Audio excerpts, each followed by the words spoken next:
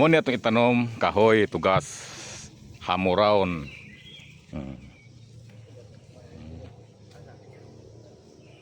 Oo. Muna. Ayaw itanom yung prutas ha, kay lahi tagtumnanan sa prutas. Ang tuluray dahon na ito itanom.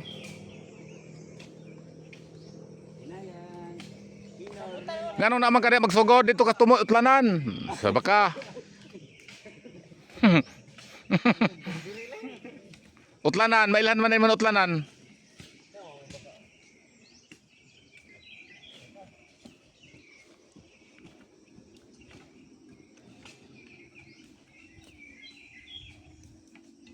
Grabing tugas kadagan oh.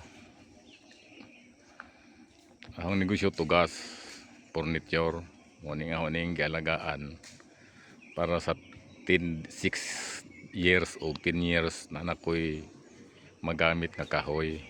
Hindi na ako magkaproblema. Oh. Oh. Oh. Ang nagana oh. Oh, dagko na.